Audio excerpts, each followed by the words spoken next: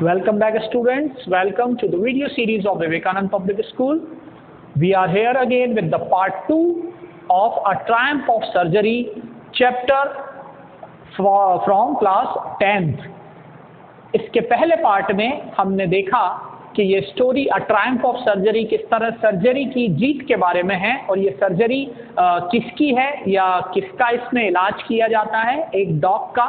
यानी इस पूरे चैप्टर का जो मेन कैरेक्टर है वो एक डॉग है जिसका नाम ट्रिकी है और उसकी जो एक मालकिन है जिसका नाम मिसेस पैम्फ्री है, वो एक काफ़ी रिच लेडी है जो अपने डॉग को बहुत ही पैम्परिंग करके रखती है, बहुत ज़्यादा लाड़ प्यार से रखती है, उसे दिन भर खिलाती है, उसे कोई एक्सरसाइज नहीं करवाती, घुमाने नहीं ले जाती, जिसकी वजह से उस डॉग के बॉडी में ओबेसिटी से वो परेशान है। यानी वो बहुत फैट उसने कलेक्ट कर लिया है, काफ़ी मोटा हो गया है और दूसरे डॉग्स की तरह वो बिल्कुल एक्टिव नहीं रहा है और धीरे धीरे वो इस कंडीशन पर आ गया है कि अब वो बहुत बुरी तरह से बीमार पड़ सकता है।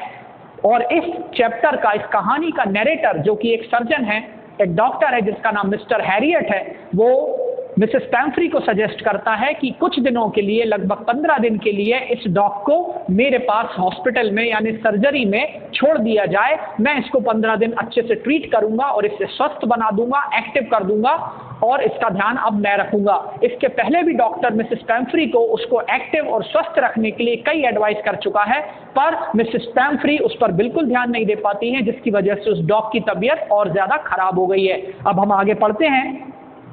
जब पुअर लेडी उस मालकिन को बताया जाता है कि आपके डॉग को हॉस्पिटल में रखना होगा, वो सोचती है कि वो डॉग मेरे बिना बिल्कुल पागल हो जाएगा, मैं भी उसके बिना परेशान हो जाऊंगी, वो कैसे रहेगा। लेकिन this was the only way to treat him, यही एकमात्र तरीका था उसको ठीक करने का, उसकी ओबेसिटी दूर करके उसे एक्टिव बनाने का।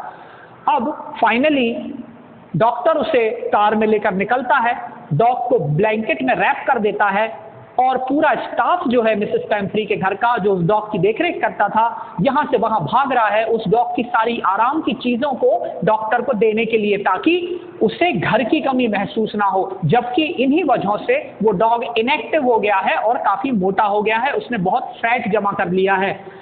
उसके लिए वो ब्रेकफास्ट का बाउल, लंच का बाउल, सपर बाउल, ये सारी चीज़ें देते हैं। बाकी उसके टॉयज, उसकी रबर रिंग, उसके सोने का तकिया, वो सब वो उस डॉक्टर को देना चाहते हैं भागते हुए।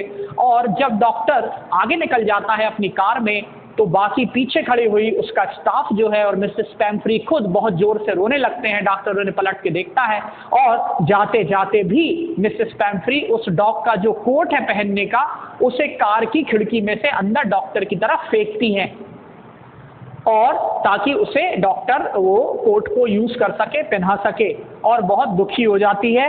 ऐसा लगता है कि वो उसके बिना पता नहीं जी पाएगी या नहीं। अब फाइनली डॉग जो है डॉक्टर के संरक्षण में उसके पास, उसके हॉस्पिटल जा रहा है, उसकी सर्जरी में जा रहा है। पहले डॉग उससे पैट करते हैं, उसके सिर पर प्यार से हाथ फेरते हैं और देखते हैं कि ट्रिकी जो है अपनी फ्रेंडशिप बताने के लिए जिस तरह डॉग्स करते हैं, अपनी टेल को मूव करते हैं, वो करने की कोशिश कर रहा है, पर वो ज़्यादा एफर्ट करने के बाद भी एक्टिवली कोई रिएक्शन नहीं दे पा रहा है डॉक्टर को। डॉक्टर समझ जाता है कि इसकी हालत बहुत ज़्यादा ख़राब है और इसे बहुत ही स्ट्रिक्टली 15 दिनों में ठीक करना पड़ेगा। आगे नरेटर यानी यही डॉक्टर हमको बताते हैं कि सर्जरी में पहले से भी काफ़ी डॉग्स थे। जैसे ही डॉक्टर वहाँ पहुँचता था वो उसे घेर कर खड़े हो जाते थे। ट्रिकी जो है उस नॉइसी पैक को, पैक किसको कहते हैं, डॉग्स का जो झुंड था उसे पैक कहते हैं।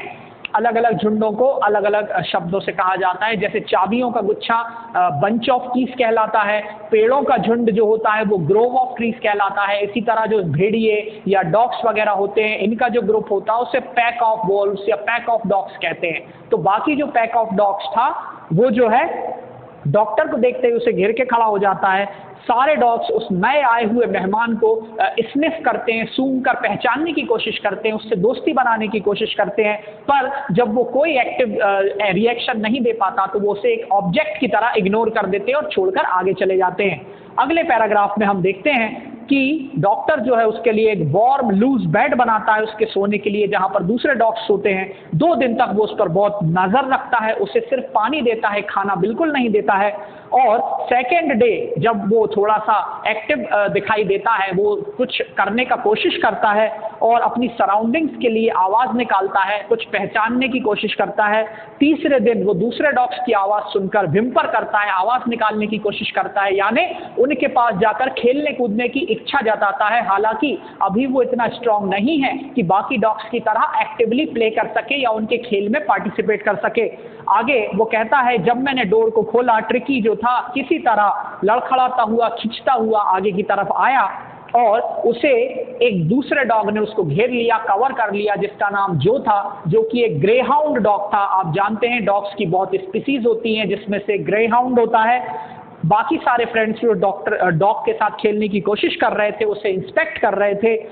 ट्रिकी ने धीरे धीरे उनको फॉलो किया, लेकिन अपने सरप्लस फैट की वजह से, यानी अधिक मात्रा में जो उसके शरीर में चर्बी इकट्ठी हो गई थी, उसकी वजह से वो बाकी डॉग्स की तरह एक्टिव नहीं हो पाता था, उनकी तरह खेलकूद नहीं पा रहा था। हालांकि धीरे धीरे वो उनके जैसा बनने की कोशिश कर रहा था। नेक्स्ट पैराग्राफ में वो कहता है, अगले दिन मैं उसके खाने के वक्त वहां प्रेजेंट था। मैंने उसे देखा कि वो he was sloping the food into the bowls. Bowls में वो खाने की कोशिश कर रहा है, लेकिन खाने को आसपास गिरा दे रहा है।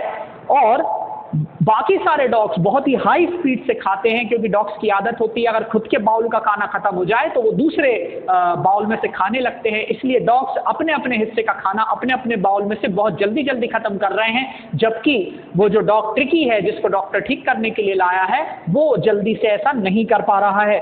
वो अपने कंपटीशन में आगे नहीं निकल पा रहा है, अपने हिस्से का खाना नहीं खा रहा है। जब सारे डॉग्स फिनिश हो गए, अपना अपना खाना खाकर चले गए, तब डॉक्टर देखता है कि ट्रिकी जो है दूसरे के बाउल्स में लिक करने की, खाने को चाट कर खाने की जो जूठन थी, जो लेफ्ट ओवर था, उसे खाने का प्रयास कर रहा था। डॉक्टर उसे देखकर खुश था कि चलो वो कम से कम थोड़ा एक्टिव हो रहा है। अगले दिन वो उसके लिए एक्स्ट्रा बाउल रखता है। अब डॉग मेहनत करके, जौसल करके, धक्का मुक्की करके दूसरे डॉग्स के बीच में अपनी जगह बनाता है और उस बाउल में से खाने की कोशिश करता है। उस दिन से उसकी प्रोग्रेस काफी रैपिड हो जाती है। डॉक्टर उसे कोई मेडिकल ट्रीटमेंट नहीं देता, बल्कि उसे इसी तरह से तेज बनाता है, दूसरे डॉग्स की तरह एक्टिव बनाने की कोशिश करता है। वो धीरे धीरे उस पुराने डॉग्स के ग्रुप का एक्टिव मेंबर बन गया है, वो एक्सेप्टेड मेंबर बन गया है, उसको बाकी सारे डॉग्स अपना दोस्त मानने लगे हैं और वो अपने बीच में सिल्की लिटिल ऑब्जेक्ट को पाकर बहुत खुश हैं। सिल्की लिटिल ऑब्जेक्ट इसलिए कहा है क्योंकि दूसरे डॉग्स की तरह उसकी स्किन रफ नहीं थी, वो बहुत ही लाड़ प्यार, बहुत ही केयर के साथ मिसेस पंफ्री के घर में रहता था। इस वजह से वो काफ़ी सॉफ्ट और सिल्की था और फ्लफी था। अब वो धीरे धीरे दूसरे डॉग्स की तरह लड़ झगड़ कर खाना सीख रहा है। कभी कभी वो रैट्स को हंट करता है, यानी चूहों का शिकार भी करता है दूसरे डॉग्स की तरह, और उसका इससे अच्छा समय कभी नहीं था। यानी वो डॉग इस सर्जरी में दूसरे डॉग्स के बीच में बहुत ज़्यादा खुश था। नेक्स्ट पैराग्राफ में हम देखते हैं कि मिसेस पैम्फ्री जो है अपने डॉग के लिए बहुत ज़्यादा एनेक्शियस है, बहुत ही ज़्यादा चिंतित हैं। वो कम से कम दिन में 10-12 बार डॉक्टर को कॉल करती हैं और उसके लेटेस्ट बुलेटिन को, उसकी न्यूज़ को जानने की कोशिश करती हैं कि डॉग का क्या हाल है। कई बार डॉक्टर कहता है मैं उनके क्वेश्चन को डॉज कर देता हूँ, यानी उनके क्वेश्चन से बच जाता हूँ, उनको आंसर नहीं करता, खासकर डॉग के बारे में बात नहीं करता हूँ।